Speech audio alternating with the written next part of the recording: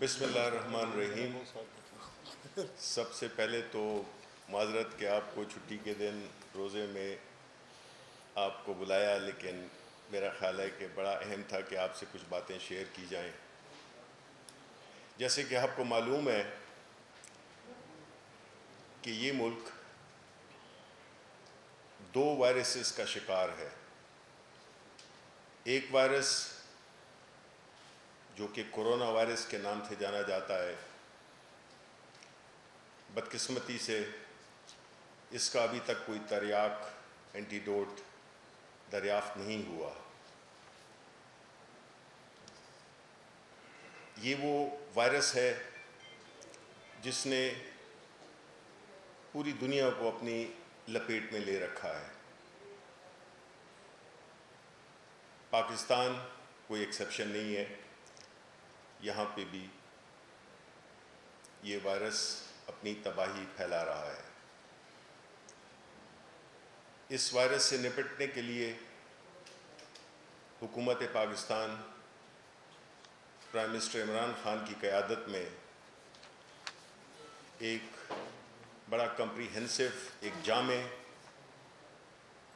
Road map, plan, strategy کے ساتھ اس کو بڑی کامیابی کے ساتھ اللہ تعالیٰ کی مدد کے ساتھ اس کو ہینڈل کیا جا رہا ہے۔ کل پرائم منسٹر صاحب اور ان کے رفقا انہوں نے بڑی تفصیل سے اپنے حکمت عملی جو بھی حکومت کر رہی ہے، ہر فیکٹس اینڈ فگرز اور آنے والے وقت میں اور موجودہ صورتحال میں اپنا لائحہ عمل شیئر کیا عوام کے ساتھ۔ یہ وہ اسٹریٹجی اور یہ وہ پلان ہے جس سے کہ ہم اپنی کمزوریوں اور اپنی اسٹرینتھس دونوں کو استعمال میں لا رہے ہیں۔ پہلی بات تو یہ کہ ہمارا ملک جو کہ معاشی طور پہ کافی چیلنجز کا سامنا کر رہا تھا اور کر رہا ہے، باوجود اس کے پرائم منسٹر عمران خان نے ایک بڑا ہی جامع پیکیج 1.2 کھرب روپے جو کہ تقریباً 8 ارب ڈالر بنتے ہیں، اس کا اعلان کیا۔ اس پیکیج کا مقصد بنیادی طور پہ ہر اس سیگمنٹ کا آف سوسائٹی، معاشرے کے اس ہر طبقوں کو ایک سپورٹ، ایک کشن، ایک مدد کے لیے مختص کیا۔ اس کو میں مناسب یہی سمجھوں گا کہ پھر میں دہرا دیتا ہوں، آپ کو معلوم ہے لیکن پھر بھی عوام کی آگاہی کے لیے کہ یہ جو 1.2 کھرب کا جو پیکیج تھا وہ کن کے لیے دیا۔ اس میں ایمرجنسی رسپانس کے لیے 190 ارب روپے رکھے گئے، بزنس اور اکانومی کی سپورٹ کے لیے 480 ارب روپے رکھے گئے، جس میں کہ ایکسپورٹرز کو بھی ریلیف ہے، جس میں کہ جو کسان ہیں خاص طور پہ جو گندم کی فصل سے تعلق رکھتے ہیں، ایس ایم ایز اور ایگریکلچر کے لیے بھی یہ جو 480 ارب روپے ہیں اس میں وہ کیے۔ ریلیف ٹو سٹیزنز یعنی عوام کو ریلیف دینے کے لیے 570 ارب روپے رکھے گئے۔ اس میں اس کا بریک ڈاؤن میں سمجھتا ہوں کہ بہت ضروری ہے۔ ڈیلی ویجز یعنی دہاڑی دار مزدور یا ورکر، ان کے لیے 200 ارب روپے رکھے۔ جو ایسے خاندان جو کہ بڑے ولنریبل ہیں، جو کہ استطاعت نہیں رکھتے، ان کے لیے 150 ارب روپے رکھے، اور پیٹرول اور ڈیزل کی مد میں تقریباً 70 ارب روپے کی ریلیف رکھے۔ یوٹیلیٹی سٹورز کو اسٹاک کرنے کے لیے 50 ارب روپے رکھے گئے، اور پاور اور یوٹیلیٹی، بجلی اور گیس کی سہولت کے لیے وہ بھی تقریباً 70 ارب روپے رکھے گئے۔ معذرت چاہتا ہوں، پاور اور گیس کے لیے 100 ارب روپے رکھے گئے۔ اسی طرح احساس پروگرام کے ذریعے اب تک 104 ارب روپے کے 85,000 خاندانوں سے زائد میں تقسیم کیے گئے، اور یہ ایک ایسا پروگرام جو کہ بڑے شفاف، غیر سیاسی، کرپشن سے پاک، بڑے ایفیشنٹلی، میرا خیال ہے کہ اس کی کوئی نظیر نہیں ملتی ہے کہ اس قسم کی کرائسس میں ایک پروگرام کو اس ایفیشنسی کے ساتھ، اس ٹرانسپیرنسی کے ساتھ اور اس ایفیکٹونیس کے ساتھ لوگوں تک پہنچانا، جہاں پہ کہ ان کی عزت نفس بھی مجروح نہ ہو، اور ایسا طریقہ کار اختیار کیا گیا جو کہ بڑی کامیابی کے ساتھ چل رہا ہے۔ دوسری طرف جب یہ وبا آئی تو حکومت نے پہلے دن سے ہی بڑی کلیئرٹی کے ساتھ، پرائم منسٹر خان کی جو اسٹریٹجی، جو ان کا پلان، جو ان کی حکمت عملی تھی، وہ بہت واضح تھی۔ پہلے دن سے ہی انہوں نے ایک ایسا پروگرام مرتب دیا جس سے کہ نہ صرف ملک کو اس آفت سے ہٹایا جائے، بچایا جائے۔ 2 ادارے، NCC اور NCOC۔ اب NCOC ایک ایسا ادارہ جس میں کہ ملک کے تمام سٹیک ہولڈرز شامل تھے، ان میں ڈاکٹرز، ان میں جو ایپیڈیمک اسپیشلسٹ، اس میں سیاسی قائدین، پارلیمنٹیرینز اور سارے صوبوں کے چیف منسٹرز سب شامل تھے، تاکہ حکومت اس بات میں کلیئر تھی کہ یہ کسی ایک صرف اکیلی حکومت یا صرف PTI اس سے نہیں لڑ سکتی۔ اور وزیر اعظم عمران خان چونکہ پورے ملک کے وزیر اعظم ہیں، انہوں نے جتنے بھی ہمارے فیڈریٹنگ یونٹس تھے ان کو بالکل ایک آنکھ سے دیکھا، ان کو ایک ہی طرح سے، ان کو جتنے بھی پیکیجز تھے ان میں ان کو مساوی طور پہ ان کو شامل رکھا، اسپتالوں کو اکوپ کیا، جتنی بھی ریلیٹڈ میڈیکل اکوپمنٹ ہے، جس میں کہ ماسک ہیں، جس میں کہ وینٹیلیٹرز ہیں، جس میں کہ اور PPE کی مشینز ہیں، اور اس سے متعلقہ جتنے بھی لوازمات ہیں، وہ سارے صوبوں کو بھیجے، کیونکہ ہم یہ سمجھتے ہیں کہ یہ ایک ایسی جنگ ہے جس سے کہ ہم مل کر ہی شکست دے سکتے ہیں۔ دوسری طرف ہم نے یہ بھی دیکھا کہ جو اپوزیشن ہے، جس میں کہ پاکستان مسلم لیگ نون سر فہرست ہے، کہ انہوں نے پارلیمنٹ کا اجلاس بلوایا۔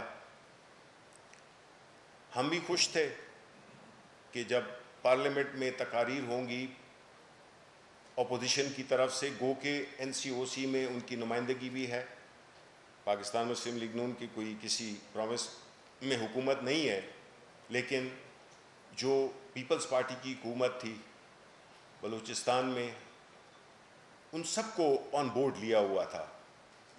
ایک PMLN نون تھی جو کہ چونکہ کسی میں عوام نے ان کو اس دفعہ یہ موقع نہیں دیا، تو وہ اس پلیٹ فارم سے شاید موجود نہیں تھے، تو ہم نے کہا کہ ان کو ایک چانس دیا جائے کہ یہ بھی آ کے ہم سے شیئر کریں کہ پلان کی بات کرتے ہیں، اسٹریٹجی کی بات کرتے ہیں، تو آ کے ہم سے شیئر کریں، ہمیں تجاویز دیں۔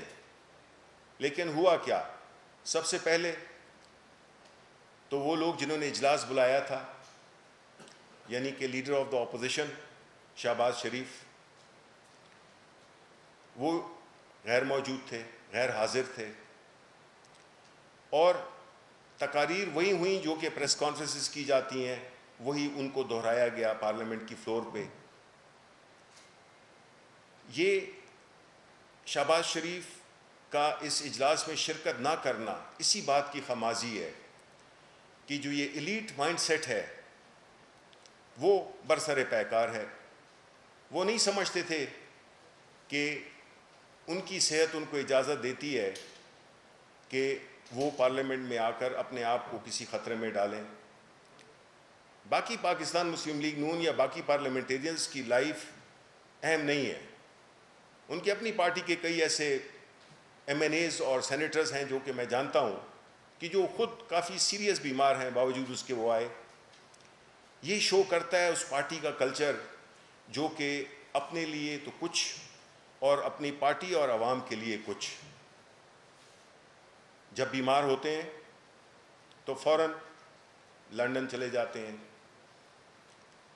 دوسری طرف ایک ہماری لیڈرشپ ہے، prime minister Imran Khan 30 feet سے نیچے گرے، لیکن جانتے ہوئے بھی کہ عمران خان ایک انٹرنیشنل سیلیبریٹی بھی ہے، ساری دنیا ان کو جانتی بھی ہے، ان کے لیے ہر دروازے کھلے ہوتے، ان کے لیے ہر ایک جہاز بھی بھیج سکتا تھا، ان کے لیے ہر چیز تیار ہو سکتی تھی، لیکن انہوں نے اپنے ہی بنائے ہوئے ہاسپٹل میں علاج کرنے کو ترجیح دی۔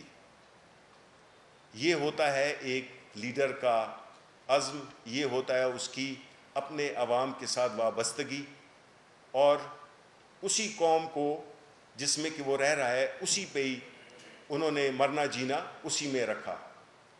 ہم نے تو یہ دیکھا ہے کہ یا یہ اقتدار میں ہوتے ہیں یا یہ باہر ہوتے ہیں، ان کی ہسٹری آپ کے سامنے ہے، اس میں جانے کی تفصیل میں جانے کی ضرورت نہیں ہے۔ تو بہرحال یہ تو ہم نے دیکھ لیا کہ وہاں پہ ہمیں کچھ ملا نہیں، نہ تجاویز کی صورت میں نہ پلان کی صورت میں۔ انہوں نے صرف ایک بات کی کہ جی ہم نااہل ہیں۔ تو اس کے لیے میرا ان سے 2-3 سوالات ہیں۔ کیا قومی اداروں کو طاقتور بنانا نااہلی ہے؟ کیا احتساب کے عمل کو آگے بڑھانا نااہلی ہے؟ کیا غریبوں کو ریلیف دینا نااہلی ہے؟ اور جو کرپٹ اور نااہل تھے ان کو تو عوام نے 2018 میں ہی مسترد کر دیا تھا، ان کو عوام نے نااہل ثابت کر دیا تھا۔ اب آتے ہیں 2 وائرسز کا میں نے ذکر کیا تھا، ایک تو کورونا کا، وہ تو ہو گیا۔ دوسرا جو وائرس ہے جو کہ اس ملک کی یہ جو دوسرا وائرس ہے اس کا ایک خاص جو جسے کہتے ہیں کہ ایک ایڈوانٹیج ہے، وہ یہ ہے کہ اس کا اینٹیڈوٹ یعنی کہ تریاق دریافت ہو چکا ہے، اور اس تریاق کا نام ہے عمران خان۔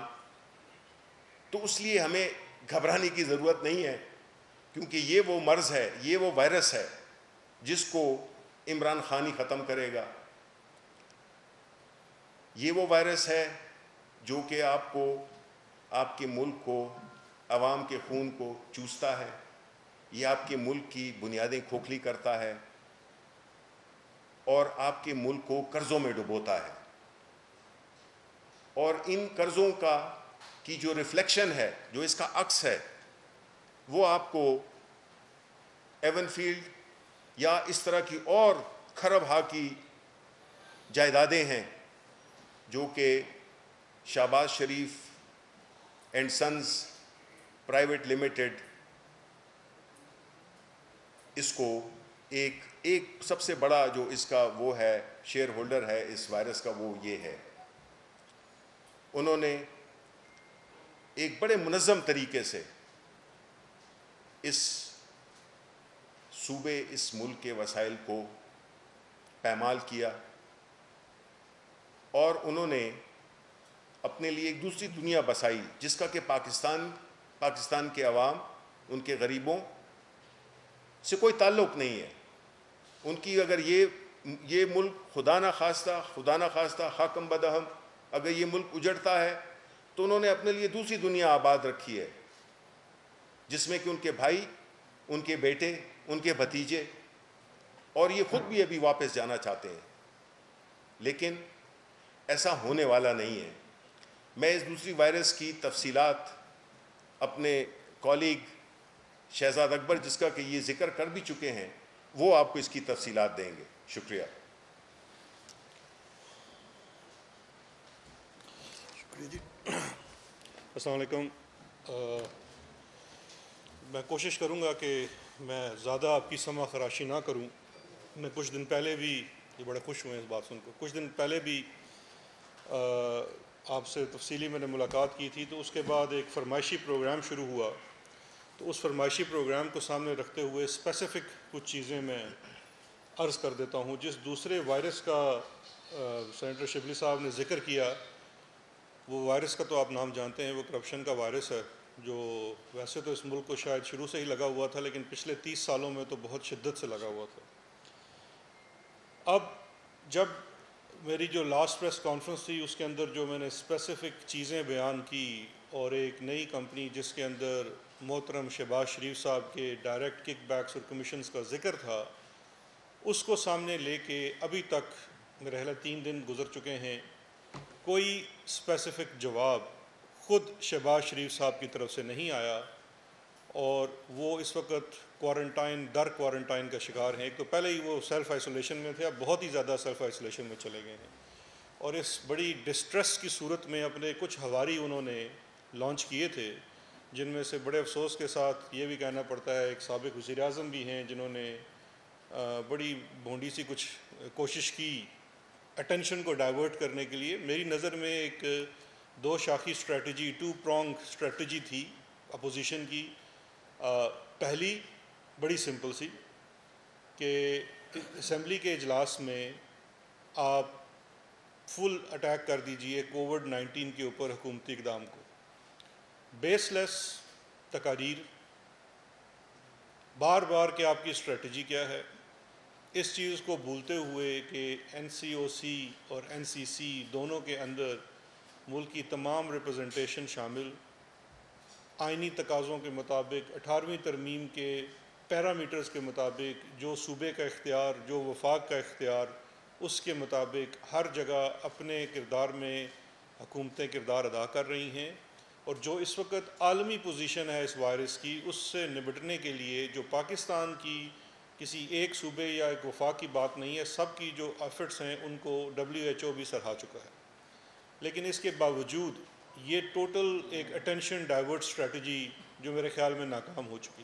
اس اسٹریٹجی کا دوسرا حصہ وہ تو اور ہی بھونڈا تھا کہ جی شہزاد اکبر کے اوپر اٹیک شروع کر دو۔ ایک وزیر اعظم صاحب بار بار اتنی زیادہ وہ اپنے کہنا چاہیے کہ بار بار پوچھتے ہیں کون ہے یہ، ان کے پاس کیا اختیار ہے، یہ کیسے یہ چیزیں بیان کر سکتے ہیں، کون سی تحقیق کر سکتے ہیں۔ آپ اس ملک کے وزیر اعظم رہ چکے ہیں، آپ کو نظر نہیں آتا کہ ایک اسپیسیفک سوال ہے، اس کا ایک اسپیسیفک جواب ہوتا ہے۔ سوال کے جواب میں کوئی پرسنل اٹیک یا وہ نہیں ہوتا، تو میں اس کی طرف بالکل نہیں جاؤں گا۔ اس کے باوجود میں آپ کو جو اسپیسیفک چیزیں ہیں شہباز شریف صاحب کی وہ سامنے رکھ دیتا ہوں۔ اب مسئلہ سب سے بڑا یہ جو جتنا آؤٹ برسٹ دیکھا ہم نے 2 دنوں میں، اس کی سب سے بڑی وجہ یہ ہے کہ میاں صاحب جو میاں شہباز شریف صاحب ہیں، جن فرشتوں نے یا جن فرشتوں کو یہ اپنی چند بھینسوں کا دودھ اور قیمتی اور نایاب دودھ کروڑوں میں فروخت کرتے تھے، وہ فرشتے منظر عام پہ آ چکے ہیں۔ اصل سب سے بڑی تکلیف اور اس درد کی وجہ ان فرشتوں کا منظر عام پہ آنا ہے، اور اسی لیے بار بار سوال کرتے ہیں کہ شہزاد اکبر کون ہے، کہاں سے آیا ہے، کیسے اس کی تحقیق کر سکتا ہے۔ اگر آپ بتائیے کہ اگر آپ کی چوری پکڑی جائے تو آپ پہلے کہیں گے نہیں تم کون ہو، یہ بتاؤ، تم یہ کہاں سے آئے ہو، تم یہ کیسے کر سکتے ہو، تمہارا تو اختیار ہی نہیں ہے۔ نہیں، یہ جواب نہیں ہے۔ آپ عوامی نمائندے ہیں، عدالت میں تو آپ نے جواب دینا ہے کسی ایک عام ملزم کی طرح بھی، لیکن اس سے پہلے آپ کے اوپر ایک ایکسٹرا برڈن ہے، آپ عوام کے منتخب نمائندے ہیں سو کالڈ، آپ کو عوام کے سامنے بھی جواب دینا ہے۔ دوسری ایک اور میری بہن ہے معصوم مریم اورنگزیب، اس بیچاری کی ڈیوٹی لگ جاتی ہے. جب میں کوئی پریس کانفرنس کرتا ہوں, ابھی میرا خیال ہے میں 1.5 سے 2 گھنٹے کا وقت دیتا ہوں, وہ فوراً کہیں سے نمودار ہوں گی اور ایک ان سوالوں کا جواب دینے کی کوشش کریں گی جن کا ان کے پاس جواب نہیں ہے. لیکن ان کا ایک اسپیسیفک سوال جو تھا اس کے اوپر میں کچھ ان کو جواب دے جاتا ہوں, باقی اگلا ہوم ورک ان کا ہے. انہوں نے کہا کہ ان کک بیک سے حضرت جناب شہباز شریف صاحب کا تعلق ثابت کریں.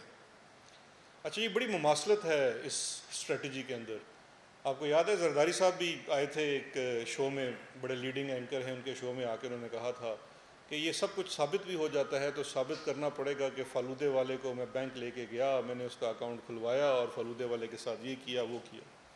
تو بڑی ان کے اندر قدرے یہ مشترک ہے دونوں کے. لیکن اب میں اپنی اس بہن کے لیے عرض کر دیتا ہوں, اور انتہائی سادہ زبان میں, کوئی اس میں لمبی بات نہیں کروں گا کیونکہ یہ تو پورے پلندے ہیں شواہد کے اور چیزوں کے. مختصر 4-5 چیزیں عرض کر دیتا ہوں, پھر یہ دیکھتے ہیں کہ اب اس کے بعد یہ نئے کیا جواب تراش کے لاتی ہیں. سب سے پہلے تو میری بہن, نیب کا وہ لاء جو 97 میں احتساب بیورو کا ایکٹ تھا, آپ کے دور حکومت میں بنا, بعد میں 99 میں اس میں کچھ امینڈمنٹس ہوئی اور وہ نیب آرڈیننس کی صورت میں آ گیا. دونوں سیکشنز ایک ہی تھے. جو رقم آپ کے پاس ہوتی ہے, آپ کے بینک اکاؤنٹس میں جمع ہوتی ہے, اس کا جواب آپ نے دینا ہوتا ہے, اس کا سورس آپ نے بتانا ہوتا ہے. یہ جو جن کک بیکس کا میں 16 کروڑ کا کیش کی صورت میں میاں شہباز شریف کے اکاؤنٹ میں جمع ہونے کا ذکر کر رہا ہوں, بارے ثبوت آپ کے اوپر ہے. لیکن اس کے باوجود آپ کی آسانی کے لیے میں یہ عرض کر دیتا ہوں کہ ان ٹرانزیکشنز کی ایک اسپیسیفک ٹرانزیکشنز کی پوری ٹریل ہے. کیونکہ ملک کے قانون کے مطابق جب ایک اکاؤنٹ میں 2 ملین سے زائد کی رقم جمع ہوتی ہے کیش کی صورت میں, تو اس کے اوپر ایک CTR جنریٹ ہوتی ہے جو کہ فائنینشیل مانیٹرنگ یونٹ کو جاتی ہے, اس کو کیش ٹرانزیکشن رپورٹ کہتے ہیں. وہ جمع کرانے والے کا نام, مقصد, پوری ڈیٹیل جمع کرانی پڑتی ہے بینک کو. تو جب آپ اداروں کو آزاد کرتے ہیں تو یہ وہ CTRs جو سسٹم کے تحت جنریٹ ہوتی ہیں وہ خود اس کا جواب دیتی ہیں. وہ تمام شواہد آپ کے سامنے موجود ہیں.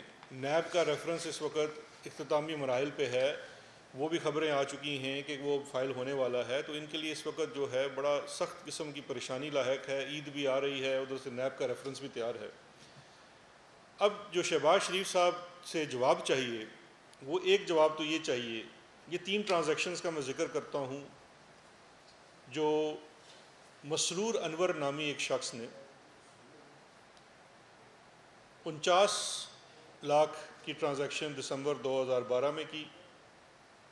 پھر یہ خان ٹریڈر نامی ایک, جو میں پہلے ذکر کر چکا تھا, فرنٹ کمپنیز کا, جس میں سے نثار ٹریڈنگ ہے, ایک خان ٹریڈنگ ہے. نثار ٹریڈنگ جو ہے وہ راشد کرامت کی ہے جو کہ 18,000 ماہوار پہ ملازم ہے شریف فیڈ مل میں. دوسری کمپنی خان ٹریڈر رمضان شوگر مل میں ان کے ملازم شکیل احمد کے والد گلزار خان کے نام پہ ہے. اس کمپنی میں سے مسرور انور کیش بوائے ہے, ملازم ہے شریف گروپ میں. EOBI کے ڈیٹا کے مطابق وہ پرماننٹ ملازم ہے ان کے پاس 12 یا 13 سال سے, اور یہ ہی کیش نکالتا ہے خان ٹریڈر کے اکاؤنٹ میں سے 49 لاکھ, اور پھر 5 دسمبر کو 49 لاکھ, پھر 17 دسمبر کو 34 لاکھ, اور 18 دسمبر کو وہ 1 کروڑ 7 لاکھ جمع کرا دیتا ہے شہباز شریف صاحب کے ذاتی اکاؤنٹ میں. یہ کسی فرنٹ کمپنی میں نہیں جا رہا, یہ کسی اور جگہ نہیں جا رہا. یا تو بھینسیں اتنی ہیں کہ یہ 10 دنوں کے اندر 1 کروڑ 7 لاکھ کا دودھ دے دیا, یا پھر یہ پیسے کہیں اور سے آئے تھے. تو بہن اس کا جواب, کیونکہ میاں صاحب نے خود تو پردے سے نکلنا نہیں ہے, تو آپ سے ہی درخواست ہے کہ اس کا جواب دے دیجیے. پھر ایک اور ٹرانزیکشن وہ بھی خان ٹریڈر سے 25 جون 2012 کو 10 ملین یعنی کہ 1 کروڑ کی. پھر وہی اسی دن مسرور انور شہباز شریف صاحب کے نیو مسلم ٹاؤن لاہور کے اکاؤنٹ میں جمع کرا دیتا ہے. تو شاید یہ بھی دودھ کے پیسے تھے یا کسی اور چیز کے, یہ بھی بتلا دیجیے گا. پھر اس کے بعد نثار ٹریڈنگ کنسرن جو کہ ان کے ملازم شریف فیڈ مل کے راشد کرامت کی نام پہ بنائی گئی کمپنی ہے، جس میں کک بیکس اور کمیشن کے پیسے، ڈیولپر سے آئے ہوئے پیسے صاف نظر آتے ہیں۔ اس سے 2014 سپٹمبر میں 49 لاکھ وڈرا ہوتا ہے، 99 لاکھ وڈرا ہوتا ہے اور 49 لاکھ وڈرا ہوتا ہے، اور پھر مسرور انور یہ رقم 19 ملین یعنی کہ 1,90,00,000 بس جمع کرا دیتا ہے شہباز شریف صاحب کے HBL کے نیو مسلم ٹاؤن کے اکاؤنٹ میں کیش کی صورت میں۔ شاید یہ بھی دودھ کی کمائی تھی۔ صحیح جواب اس کا ہماری بہن مریم اورنگزیب کے پاس ہوگا، کیونکہ شہباز شریف خود پردے میں ہیں، باہر آ کے جواب نہیں دے سکتے۔ پھر خان ٹریڈر میں سے ہی مارچ میں اور اپریل میں کوئی یہ 5-6 ٹرانزیکشنز ہوتی ہیں جو ملین کی ہوتی ہے، کیونکہ یہاں پہ جو ٹرانزیکشنز ہیں وہ پر ٹرانزیکشنز کا سائز کم ہو جاتا ہے وڈرال کا 2015 آنورڈ، کیونکہ پاکستان کے قوانین میں کچھ مزید سختی بھی آ گئی تھی اور انٹرنیشنل پریشر کے اندر فیٹف کا بھی پریشر تھا، تو جو کیش ٹرانزیکشن رپورٹ کی جنریشن کی لمٹ بھی کم کر دی گئی۔ اس صورت میں اب ٹرانزیکشنز 10-10 لاکھ میں 20-20 لاکھ میں ہونی شروع ہو گئی۔ تو یہی مسرور انور صاحب خان ٹریڈر میں سے پیسے وڈرا کرتے ہیں 4 ٹرانزیکشنز میں، اور پھر 50 لاکھ روپیہ جمع کرا دیتے ہیں شہباز شریف صاحب کے نیو مسلم ٹاؤن لاہور کے اکاؤنٹ میں، ذاتی اکاؤنٹ میں۔ اور پھر اسی 2015 کے اگلے ماہ یہ کل 4 ٹرانزیکشنز میں، جس میں 2 لاکھ، 24 لاکھ، 10 لاکھ، 49 لاکھ کی مختلف ٹرانزیکشنز میں سے پیسے نکالے جاتے ہیں اور پھر 20 ملین جمع کرایا جاتا ہے، اور پھر ان پیسوں سے اسی وقت ایک پراپرٹی خریدی جاتی ہے شہباز شریف صاحب کی طرف سے DHA لاہور میں۔ پھر 2017 کی میں ٹرانزیکشنز کا ذکر کر دیتا ہوں، اس کی بھی ذرا وضاحت فرما دیں مریم اورنگزیب صاحبہ کہ کیا یہ پیسے کوئی بھینسوں کے دودھ بیچ کے یہ اکٹھے ہوئے تھے جو سارا یہ کیش جمع کرتا رہتا تھا مسرور انور اور پھر وہ جمع کراتا تھا، یا یہ پیسے کہیں اور سے آتے تھے؟ کیونکہ یہ پیسے تو یہاں تو نظر آ رہا ہے بینک اکاؤنٹ سٹیٹمنٹ کے مطابق مسرور انور وڈرا کرتا ہے اپریل 2017 میں پہلے گڈ نیچر ٹریڈنگ کمپنی، جو نثار گل اور ملک علی احمد کی نام کے اوپر کمپنی ہے، جو وزیر اعلیٰ پنجاب عرف خادم اعلیٰ پنجاب محترم شہباز شریف صاحب کے ایک تھے ڈائریکٹر پولیٹیکل افیئرز اور دوسرے تھے ڈائریکٹر پولیٹیکل اسٹریٹجی۔ آپ کے ٹیکس کے دیے ہوئے پیسوں سے ان کو تنخواہ جاتی تھی اور وہ CM ہاؤس لاہور میں بیٹھ کے یہ کام کرتے تھے کہ ان کے اکاؤنٹ میں پیسے جمع ہوتے تھے۔ 6 سے 7 ارب کی ٹرانزیکشن ان کے اکاؤنٹ میں ہوئی، ان میں سے یہ 12 ملین کی ٹرانزیکشن ہوتی ہے جو مسرور انور وہاں سے وڈرا کرتا ہے، اور اس کے کچھ دنوں بعد وہ پیسے شہباز شریف صاحب کے ذاتی اکاؤنٹ میں جمع کراتا ہے۔ اس کے بعد ایک کانٹریکٹر ہیں، ان سے 3 چیکس مسرور انور کیش کرواتا ہے، کیونکہ وہ بھی CTR جنریٹ ہوتی ہے، مسرور انور کا شناختی کارڈ بینک کے ریکارڈ میں موجود ہے، اور پھر وہ سارے یہ پیسے لے کے تقریباً 10 ملین کی ایک اور 4.7 ملین کی دوسری ٹرانزیکشن 2 دن کے وقفے سے 2017 میں آپ کے نیو مسلم ٹاؤن لاہور کے اکاؤنٹ میں جمع کرواتا ہے، اور اس کے بعد آپ انتہائی شان و شوکت کے ساتھ وسپرنگ پرائن ولاز، یہ مارگلہ ہلز کے اوپر ہے، وہاں پہ 2 یا 3 ولاز خرید کے اپنی بیگم کو تحفہ کرتے ہیں، اور اس کی جو سورس آف انکم ہے وہ یہ کیش اماؤنٹس جمع ہوتی ہیں آپ کے اکاؤنٹ میں جو مسرور انور جمع کراتا ہے۔ اس بیچارے مسرور انور کو جو شاید 25-30 ہزار کا ملازم ہے آپ کی کمپنی کے اندر، یہ مسرور انور صاحب ہیں، اس وقت نیب کی حراست میں ہیں، شاہد ان کے مختلف ریمانڈز بھی ہو چکے ہیں، یہ اپنی سٹیٹمنٹ بھی دے چکے ہیں۔ EOBI کے ڈیٹا کے مطابق بھی، امپلائیز اولڈ ایج بینیفٹ کے ڈیٹا کے مطابق بھی یہ پچھلے 10-12 سال سے شریف گروپ کے ساتھ منسلک ہیں اور وہاں پہ ملازم ہیں۔ یا تو یہ بیچارہ مسرور انور جو 3-4 مرلے کے مکان میں رہتا ہے اپنی فیملی کے ساتھ، وہ کروڑہا پتی آدمی ہے اور اتنا درویش آدمی ہے کہ جو کماتا ہے وہ آپ کے اکاؤنٹ میں جمع کرا دیتا ہے، یا یہ پھر آپ کا کیش بوائے ہے۔ برائے مہربانی اس کا جواب ہمیں دے دیجیے۔ اب ایک آخری چیز بھی میں، کیونکہ ثبوت بہت مجھ سے مانگتی ہیں، میں ان کو بار بار ثبوت دکھاتا ہوں، یہ بھی ذرا ملاحظہ فرما لیجئے۔ یہ وہ ساری کیش ڈپازٹس کی رسیدیں ہیں جو شہباز شریف صاحب کے ذاتی اکاؤنٹ کی ہیں جو مسرور انور جمع کرا رہا ہے، یہ ایک کے بعد دوسری ہے. یہ 2015 کی، وہ 12 کی تھی، یہ 2015 کی کیش ڈپازٹ سلپ ہے جو بینک کو اپنے ریکارڈ میں رکھنی پڑتی ہے. یہ تمام شواہد میں سمجھتا ہوں انشاءاللہ نیب کے ریفرنس کا حصہ بنیں گے اور ان کا جواب شہباز شریف صاحب کو دینا پڑے گا، چاہے آپ جتنا مرضی اس سے انکار کرتے رہیں. یہ تمام آپ کے سامنے چیزیں موجود ہیں، اس کو دیکھ لیجئے اور برائے مہربانی ان کا آپ جواب دے دیں. نہیں دیتے تو وہ تو آپ کو ویسے بھی عدالت میں دینا پڑے گا. آخری میں آپ کو بڑی ایک انٹرسٹنگ چیز دکھاتا ہوں. جب میں نے یہ کل نثار ٹریڈنگ کی 2 دن پہلے بات کی تھی، اب ان کا موڈس اپرانڈائی دیکھیے، طریقہ واردات دیکھیے. ان کے صاحبزادے حمزہ چیک وصول کر لیتے تھے، اس کے اوپر کراس بھی کروا لیتے تھے، صرف جمع کس کو کرانا ہے اس کا نام نہیں لکھنا، اماؤنٹ لکھوا کے دستخط کروا لیتے تھے. یہ کک بیکس اور کمیشنز کے پیسے ہوتے تھے. یہ جتنے چیکس آپ کے سامنے موجود ہیں، ان چیکس کے اوپر آپ کو ایک چیز بڑی حیران کن نظر آئے گی. یہ 50 لاکھ کا چیک ہے. یہ ایک صاحب نے دیا ہے، ڈیولپر ہیں، وہ بیچارے تعلیم زیادہ نہیں ہوتی تو وہ چیک کاٹ رہے ہیں اردو میں. نیچے لکھا ہوا ہے مبلغ 50 لاکھ روپیہ، اوپر دوسری رائٹنگ میں نثار ٹریڈنگ کنسرن لکھا گیا ہے اور نیچے یہ رقم ہے اور سائن ہوئے ہیں. یہ تمام زیادہ تر چیک جو ڈیولپر سے لیے گئے ہیں وہ اس میں یہ چیز قدر مشترک ہے کہ چیک میں جو اماؤنٹ ہے وہ اردو میں لکھی جاتی ہے اور اوپر کمپنی کا نام انگریزی میں لکھا جاتا ہے. یہ تمام چیکس ایسے ہیں. پھر ایک پارلیمنٹیرین بھی ہیں مسلم لیگ نون کے جو کہتے ہیں ہم نے پارٹی فنڈ میں پیسے دیے. ان کا بھی میں چیک آپ کو دکھا دیتا ہوں. سیف الملوک کھوکر صاحب، مبلغ 25 لاکھ روپیہ. یہ نثار ٹریڈنگ کو وہ چیک ادا کر رہے ہیں.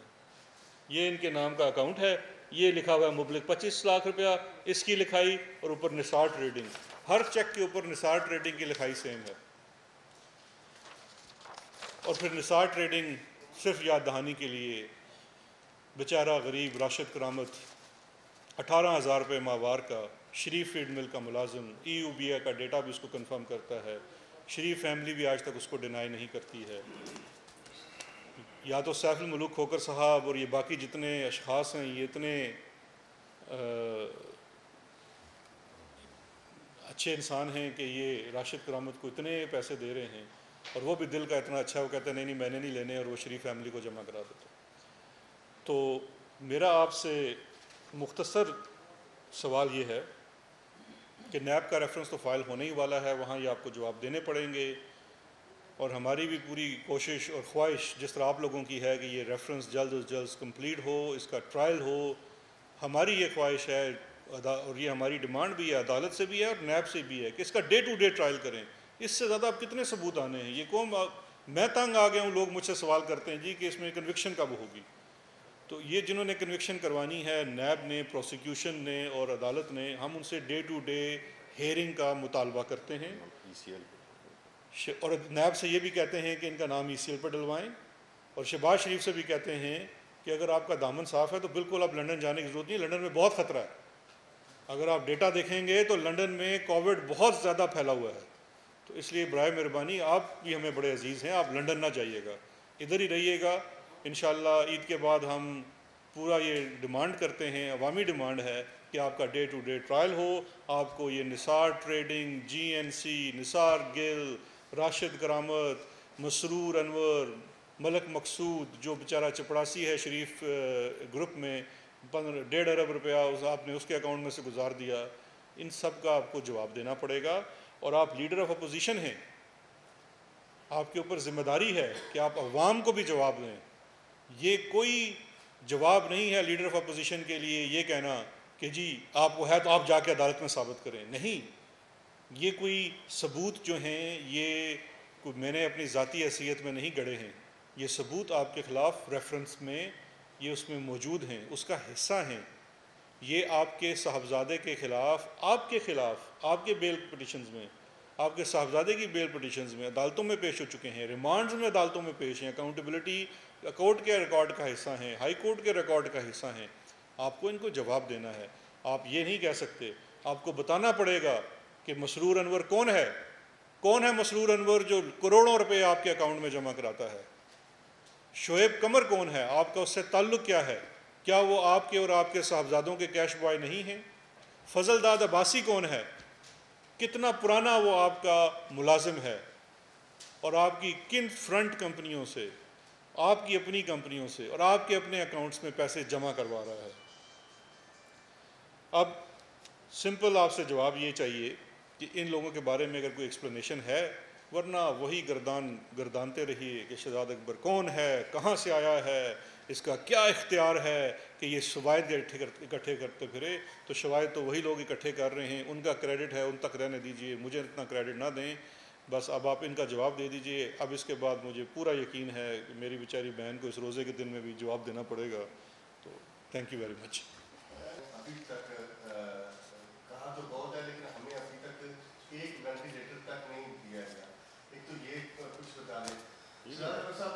ہاں جی شہزاد اکبر صاحب، یہ جتنے معاملات ہیں یہ کب تک آپ سمجھتے ہیں کہ ان کو اسٹریم لائن کر کے ان کو پکڑا جائے گا؟ دوسرا، وہ لوگ بچے جن کے آپ نے نام لیے ہیں وہ تو حراست میں ہیں اور انہوں نے بھی کچھ بتایا، وہ بھی تھوڑا سا تو یہ بتا دیں پھر. جی میں یہ والا آپ کو جواب دے دیتا ہوں.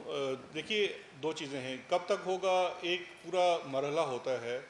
یہ کیس، اس پرٹیکولر کیس کی میں بات کرتا ہوں، اس کا آغاز ہوا F M U financial monetary unit کی طرف سے ایس ٹی آرز اور سی ٹی آرز، ایک سسپیشس ٹرانزیکشن جو بینک ٹو بینک ہوتی ہے جس میں ٹی ٹیز کا ذکر تھا، اور کیش ٹرانزیکشن یہ جو کیش بوائز کر رہے تھے.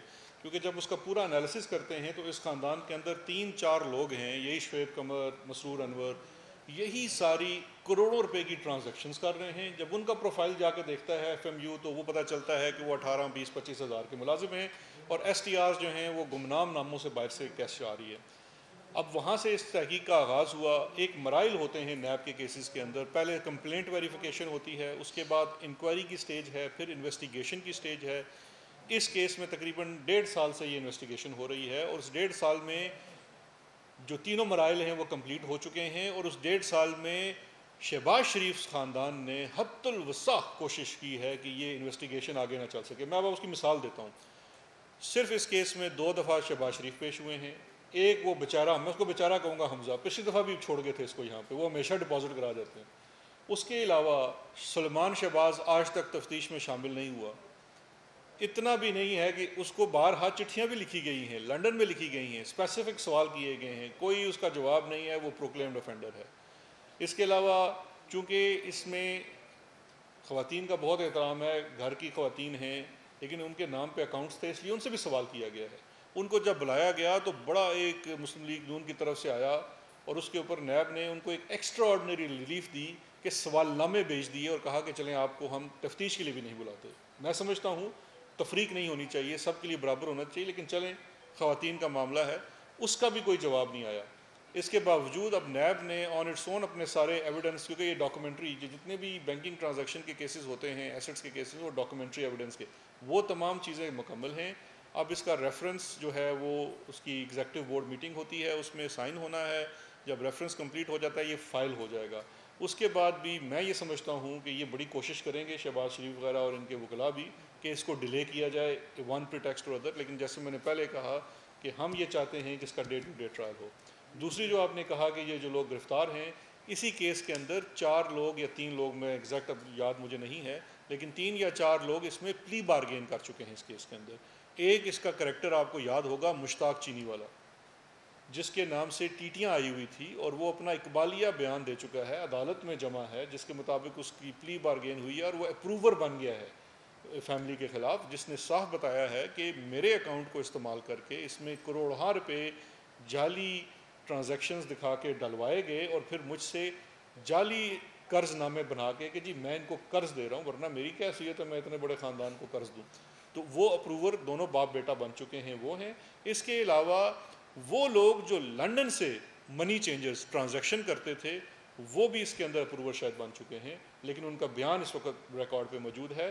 اور مسرور انور، فضل داد عباسی اور شعیب قمر، ان تینوں کے بھی بیانات لے دیے گئے ہیں. یہ تینوں نیب کی حراست میں ہیں، اس وقت شاید جوڈیشل ریمانڈ پہ ہیں، اور تینوں کی سٹیٹمنٹ کے مطابق وہ ایک بھی ٹرانزیکشن سے انکاری نہیں ہیں. وہ انکاری ہو ہی نہیں سکتے کیونکہ آپ کے سامنے سارا بینکنگ ٹریل موجود ہے. اور وہ بتاتے ہیں کہ وہ سارا انہوں نے اپنے بیان میں دیا ہے کہ ہم یہ سارا کیش نکالتے تھے، ماڈل ٹاؤن میں جا کے ان کی رہائش گاہ تھی اور جو دفتر تھا وہاں دیتے تھے، وہاں پہ ایک سیف تھا، اس سیف کے اندر رکھے جاتے تھے، وہاں سے پھر پیسے ان کو دوبارہ دیے جاتے تھے، کیونکہ چھوٹی چھوٹی ٹرانزیکشنز کر کے پیسے کیش کو جمع کرایا جاتا تھا، اور پھر اس چھوٹی کیش کا بڑا بلک بضرورت کچھ پیسہ، دیکھیے جو خاندان کا شخص جو کہ فیملی کا سرغنہ ہے وہ سیاست میں تھا، تو اس کے اکاؤنٹ میں صرف ضرورت کے وقت پیسہ جمع کرایا جاتا تھا، اور ضرورت بھی میں نے آپ کو بتا دی ہے، ڈی ایچ اے میں گھر خرید کے ایک بیگم کو دینا تھا تو انہوں نے کچھ کیش جمع کروائی، گھر خرید لیا، وسپرنگ پائن میں 3 ولاز خریدنے تھے، اس وقت جب ضرورت آتی تھی تو کیش جمع کراتے، ورنہ ٹوٹل جمع نہیں ہوتی تھی۔ کیش جہاں زیادہ جمع ہوتی تھی جو کہ اربوں روپے میں تھی وہ سلیمان شہباز کا اکاؤنٹ تھا، اور پھر ان کی کمپنیوں کی فیک سیلز تھی، کہ آپ نے اپنی کمپنیاں جو آپ نے کھڑی کی، 2 طرح کی کمپنیاں تھیں، ایک آپ کی اپنی کمپنیز تھی جو آپ کے اپنے نام پہ آپ کے شیئر ہولڈنگ کے ساتھ تھی، جن کو دکھایا گیا وہ کاروبار کرتے، ان کی فیک سیلز تھی، وہ ثابت ہو چکا ہے کہ وہ فیک سیلز تھی، ان کا حقیقی کاروبار سے کوئی تعلق نہیں ہے۔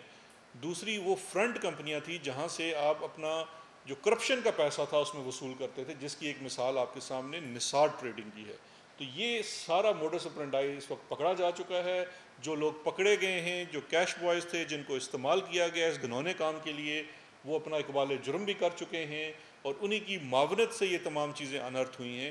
تو اس لیے یہ ریفرنس اب بالکل تیار ہے اور اس کی ڈے ٹو ڈے پروسیڈنگ ہونی چاہیے۔ دوسرا جو ہے جواب وہ جی، آپ کو اس میں جو سندھ حکومت نے کہا ہے تو میں یہ سجیسٹ کروں گا ان کو کہ NCOC کے ویب سائٹ پہ جائیں، اس میں ہر صوبے پہ کے لیے جو بھی کچھ بھیجا گیا ہے ہر صوبے کے لیے اس کی آخری ڈاٹ تک، آخری اکوپمنٹ تک کی آپ کی ڈیٹیل مل جائے گی۔ اور ایک چیز میں اس میں ایڈیشنلی ایڈ کرتا چلوں جو کہ کانسٹیٹیوشنل پوائنٹ ہے، 18ویں ترمیم کے بعد جو ڈیزاسٹر ہے وہ صوبائی ذمہ داری ہے، لیکن اس کے باوجود $8 ارب وفاقی حکومت، وسائل نہیں ہے وفاقی حکومت کے، ہمارا جو IMF کا بیل آؤٹ پیکج ہے اس سے دگنا ہے یہ رقم، وفاق نے اپنے وسائل سے بڑھ کر، اب مجھے یہ بتائیے کیا $8 ارب وفاق نے اسلام آباد میں لگا دیے ہیں؟ وہ پیسے 4 صوبوں میں لگے ہیں۔ کیا احساس پروگرام ایک صوبے کے لیے ہے یا صرف اسلام آباد کے لیے ہے؟ احساس پروگرام 4 صوبوں کے لیے ہے، بلکہ شاید آزاد کشمیر اور GB میں بھی ہے، وہ بھی ہے، پورے ملک کے لیے ہے۔ یہ کہنا بڑا آسان ہے جی کہ وفاق نے ہمیں کچھ نہیں دیا، یہ قوم کو گمراہ کرنے کی سازش ہے۔ انفارمیشن منسٹر صاحب سے میرا کوشچن ہے، جیسے آپ نے شروع میں فرمایا کہ گورنمنٹ نے اربوں خربوں روپے جو ہے وہ عوام کو ریلیف دیا ہے، تو اس وقت جو مارکیٹ کے اندر جو لوگوں کی لاٹریاں نکلی ہوئی ہیں، جو قیمتیں 25 سے 40% کم ہونی چاہیے تھی، وہ اس وقت جو ہے ان میں 25 سے 40% اضافہ ہو چکا ہوا ہے، جبکہ پیٹرولیم کی مصنوعات انتہائی نیچے آ چکی ہیں۔ تو اس کے اوپر حکومت جو ہے وہ بالکل خاموش ہے، حکومت کے ادارے، حکومت کی کارکردگی کہیں کوئی نظر نہیں آ رہی، عوام سے جو ہے بہت زیادہ منافع مارجن، یہ جو کمپنیاں بڑے بڑے ادارے ہیں جو لوٹ مار مچائی ہوئی ہیں انہوں نے، اس کے اوپر کوئی کنٹرول نہیں ہے حکومت کا، تو اس کے اوپر آپ کیا کہیں گے؟ تو باقی تو شہزاد اکبر صاحب نے جی جو بڑے بڑے کیسز ہیں جنہوں نے بہت اربوں روپے کمائے اس کے اندر، ان کے بارے میں ان کا کیا کہا ہے؟ جی، کس چیز کی جی؟ ہاں وہ میں نے آپ کو لکھوا دی تھی، وہ ٹھیک ہے جی۔ آپ کا جی یہ سوال ہے کہ بدقسمتی سے ہوتا یہ ہے، باوجود اس کے کہ ساری کرائسس میں آپ نے دیکھا ہوگا کہ باوجود اس کے کہ جو بھی وبا، لاک ڈاؤن، کہاں نہیں، اس کے باوجود جو اشیاء کی جو سپلائی ہے وہ تو اویلیبل رہی ہے، جو کہ میرا خیال ہے ایک بڑی ہمارے جیسے ملک کے لیے ایک بڑی ایک حوصلہ افزا بات ہے کہ حکومت نے جو ترسیل ہے چیزوں کی، اشیاء کی، اسینشل کموڈیٹیز کی، اس کو بالکل یقینی بنایا، اس میں پیٹرول، ڈیزل اور کھانے پینے کی اشیاء شامل ہیں۔ نمبر 1 قیمتوں کی بات آتے ہیں، آپ نے جس طرح دیکھا ہوگا کہ کل اسٹیٹ بینک نے ایک اور 1% 100 بیسس پوائنٹ کم کیا ہے، انفلیشن بیسیکلی کم ہو رہی ہے، لیکن آپ ہسٹوریکلی دیکھیں جی ہماری بڑا بدقسمتی ہے، اور میں بحیثیت مسلمان اس پہ کافی نادم ہوتا ہوں کہ رمضان میں ایک ناجائز منافع خوری شروع ہو جاتی ہے، جس کی وجہ سے چیزیں عام طور پہ جو کہ سستی ہوتی ہیں ہمارے ہاں وہ مہنگی ہو جاتی ہیں۔ ہماری ڈسٹرکٹ ایڈمنسٹریشنز بالکل اس پہ نظر رکھے ہوئے ہیں اور ان کو مزید اس پہ وہ کرنا چاہیے۔ آپ کا پوائنٹ بہت ویلڈ ہے۔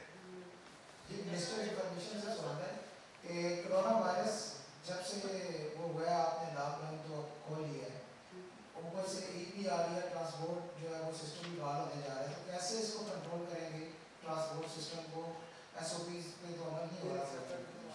دیکھیں جی جو ٹرانسپورٹ ہے یہ ایک بہت ہی ایک واحد ایشو ہے جس پہ کہ صوبوں میں ایک مکمل اتفاق نہیں پایا گیا تھا، لیکن اس میں کافی حد تک اتفاق آ گیا ہے. اس میں ہماری یہی کوشش اور یہ ذمہ داری ہے. دیکھیں حکومت ایک فیصلہ کرتی ہے، اس پہ کچھ چیزیں ایسی ہوتی ہیں جو کہ اس میں عوام کی بہت بڑی کوآپریشن چاہیے. کسی چیز میں جب عوام کوآپریٹ نہیں کریں گے اور وہ غیر ذمہ داری کا ثبوت دیں گے تو اس سے نقصان سب کا ہوگا.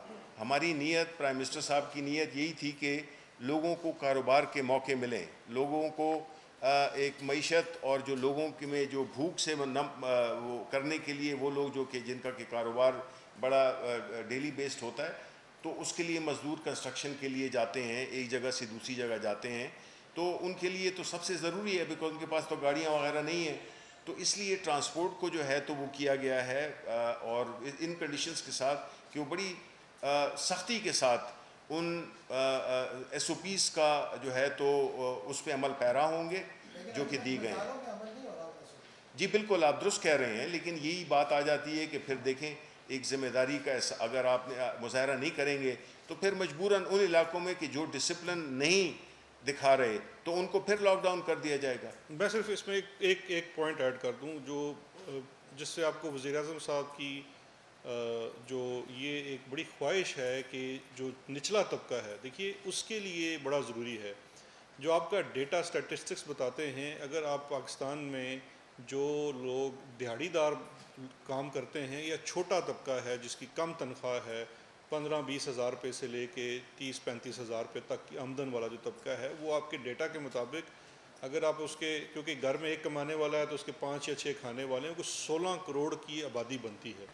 وہ جو 16 کروڑ ہے اس کی تمام ریلائنس اس شخص کے اوپر ہے جس نے جا کے دیہڑی کے اوپر کام کرنا ہے. اب اگر ہم انڈسٹری کھولتے ہیں اور اس کے ساتھ ٹرانسپورٹیشن نہیں کھلتی ہے تو آپ کیونکہ یہ کرونا کی اس وقت آپ کی سچویشن دور تک جا سکتی ہے، کیونکہ یہ ایک وبا ایسی ہے جس کا جب تک پورا دریافت نہیں ہوتا ہمیں لائف سٹائل چینج کرنا پڑے گا. اس میں شہریوں کی طرف سے معاونت کی دیکھیے کوئی بھی ریاست کسی بھی طریقے سے زور زبردستی سے آپ ایک دن 10 دن تو لوگوں کو بند رکھ سکتے ہیں، یہ تو شاید کچھ ماہ اور چلے.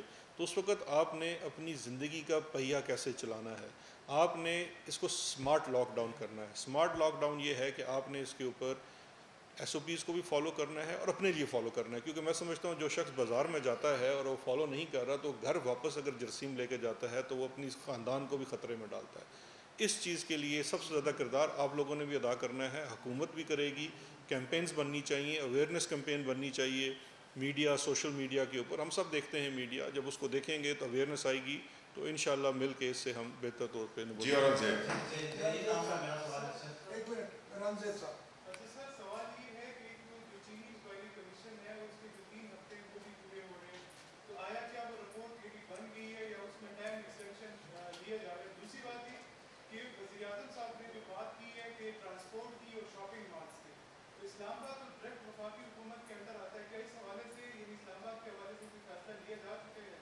پہلے چینی اور آٹے کا جو کمیشن کا جہاں تک تعلق ہے، آپ نے دیکھا ہوگا کہ اس میں اسد عمر صاحب، چیف منسٹر پنجاب عثمان بزدار صاحب، رزاق داؤد صاحب، یہ تینوں پیش ہوئے. انہوں نے اپنا بیان قلم بند کرایا اور باہر آ کے کوئی پریس کانفرنس نہیں کی کہ ہم نے بڑا احسان کیا ہے اس ملک پہ کہ ہم نے یہاں پہ پیش ہوئے ہیں. تو اس کا تو بالکل وہ چل رہا ہے اور انشاءاللہ عنقریب اس کا پتہ چل جائے گا. اور جو دوسری بات آتی ہے آپ کا جو سوال تھا ریگارڈنگ اسلام آباد اور کی مالز کا ٹرانسپورٹیشن کا، تو وہ تو میرا خیال ہے کہ اس میں کوئی شک نہیں ہے کہ یہ جب اوور آل جب ایک پالیسی بن گئی ہے کہ ٹرانسپورٹ کو ہم نے وہ کرنا ذمہ دارانہ طور پہ ہم نے استعمال کرنا ہے تو یہ مسئلہ انشاءاللہ یہ تو حل ہو جائے گا. دو میرے سوال ہیں، ایک وزیر اطلاعات سے ایک آپ سے سوال ہے کہ نیب کے جو ٹرائل اسپیڈی بھی ہو رہے ہیں، سلو بھی چل رہے ہیں، لیکن پاکستان میں جو فیک کمپنیز بنائی جاتی تھیں جس طرح آئی پی پیز ہیں، وہ کک بیکس لیتی ہیں، جو قیمت ہوتی ہے فیول کی وہ کچھ ہوتی ہے اور عوام کو وہ بلکہ جو پاور پلانٹس ہوتے ہیں. آپ آئی پی پی فیک کمپنیز کہہ رہے ہیں یا وہ تو الگ چیزیں ہیں؟ میں آپ کو اس ریفرنس کے اوپر آ رہا ہوں. فیک کمپنیاں بنا کے منی ٹرانزیکشن کی جاتی ہے، مقصد ہوتا ہے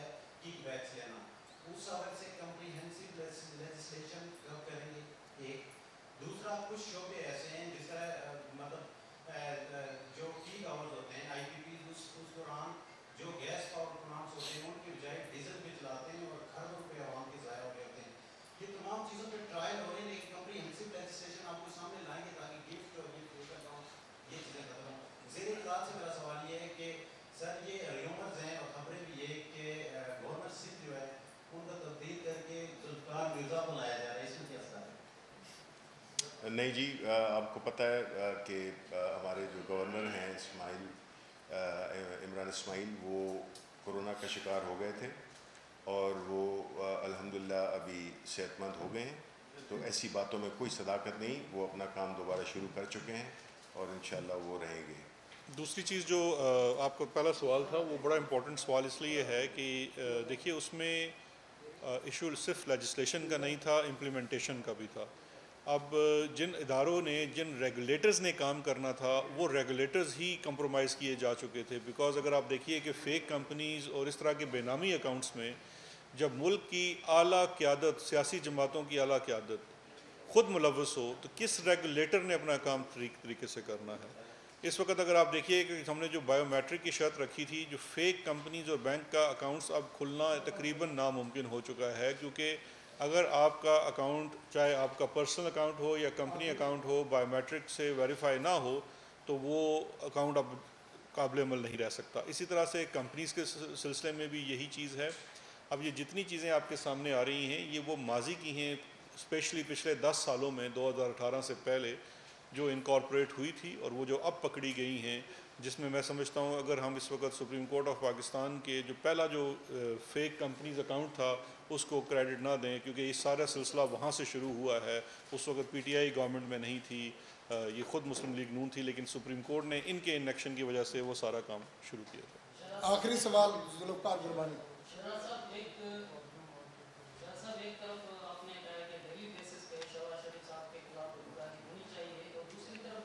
ट्रायल सर,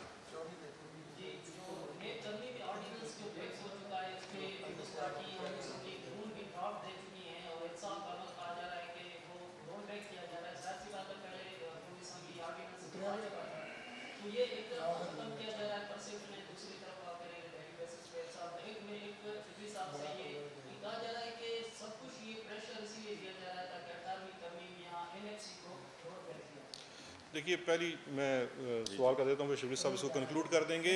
जो नैब का तरमीमी ऑर्डिनेंस है उसमें बड़ी क्लैरिटी की ज़रूरत है। फ़र्स्ट ऑफ़ ऑल जो हुकूमत ने तरमीमी ऑर्डिनेंस किया था, जिसने पार्लियामान से पास होना था, और मैं समझता हूँ कि वो अपोजिशन के नामुनासिब रवैये की वजह से पास नहीं हो सका। उस पहले ऑर्डिनेंस में हमने सिर्फ नैब के इख्तियारात को रैशनलाइज़ करने की बात की थी कि जहाँ मामला बिज़नेस एक्टिविटी का आ जाएगा और प्राइवेट बिज़नेस कंसर्न होगा, सिर्फ वो वाला पोर्शन नैब की दस्तरस से बाहर होना चाहिए और उसको छूट नहीं है, उस मामले को आप एफबीआर को दे देंगे। और दूसरा, उसमें पब्लिक ऑफिस होल्डर के लिए, जिसमें तमाम लोग शामिल होते हैं, चाहे वो ब्यूरोक्रेट हो या सियासतदान हो, सिर्फ मिस यूज़ ऑफ अथॉरिटी का इल्ज़ाम काफ़ी नहीं है, उस मिस यूज़ ऑफ अथॉरिटी के साथ गेन दिखाना भी लाजमी होगा। यानी कि नैब को थोड़ा सा अपना स्टैंडर्ड एक पर्टिकुलर केस में, जहाँ पे सिर्फ मिस यूज़ ऑफ अथॉरिटी की बात करते हैं कि मिसाल के तौर पे ये पुल बनना था, इसका आपने इस तरह से फ़ैसला करना था, आपने नहीं किया, दूसरी तरीके से कर दिया, तो आपने इसमें गबन किया, तो उसमें कोई उसको फाइनेंशियल बेनिफिट भी दिखाना। अब इसके बाद जब हम इसको लेके गए पार्लियामान में, तो अपोजिशन की जो हमारे पास ड्राफ्ट सामने आए हैं, ये वही पुराने ड्राफ्ट हैं जो इस वक्त सर्कुलेट बाजार भी कर रहे हैं, पहले भी थे। जो मैं ये समझता हूँ, अगर आप मुझसे मुख्तसर वन लाइनर लेना चाहेंगे तो वो अबू बचाओ ड्राफ्ट थे, कि आप उस ड्राफ्ट के अंदर सब कुछ बंद कर दें। उस ड्राफ्ट में मैं तो इनको ये कहा था कि आप फिर एक ही काम लिख दें कि जी ये 2 लोगों के ख़िलाफ़ कभी ज़िंदगी में कोई नैब का केस नहीं बन सकता, क्योंकि ये तो सवाल ही पैदा नहीं होता। पाकिस्तान तहरीक इंसाफ इन ड्राफ्ट के ऊपर एग्रीमेंट तो दूर की बात है, इस पर बात भी कर सके आपसे। अगर आप सही मानों में इसमें अमेंड, देखिए कोई कानून जो है वो बिल्कुल आखिरी हर्फ नहीं होता, इंसान के बनाए हुए कवानीन हैं, हमारी पार्लियामान के बनाए हुए कवानीन हैं, उनमें तरमीम और उसका सिलसिला हमेशा हो सकता है, ज़रूरत के तहत चीज़ें की जा सकती हैं, लेकिन ये नहीं हो सकता कि उस कानून की असास ख़त्म कर दी जाए। इसलिए हमारी पार्टी का मौक़िफ़ बड़ा दो टोक है। एहतसाब हमारा मंशूर का हिस्सा भी है, और हम जब से आए हैं हमने एहतसाब के अमल को पूरी तरह से आज़ाद भी किया है। तो इस चीज़ का सवाल ही पैदा नहीं होना चाहिए कि नैब के कानून में पाकिस्तान तहरीक इंसाफ किसी ऐसी तरमीम की हामी होगी या करेगी जिससे एहतसाब का अमल किसी तरीके से भी कमज़ोर हो। तो ये तो बड़ा कैटेगोरिकल है हमारा। 18वीं तरमीम। जी देखें, बुनियादी तौर पे जो आपका जो सवाल का लुब-ए-लुबाब है کہ ہم آیا کوئی NRO دے دیں گے، کسی کوئی لین دین کر لیں گے، تو ایسا بالکل ہونے والا نہیں ہے. ہم کوئی NRO نہیں دیں گے انڈر اینی پریٹیکسٹ.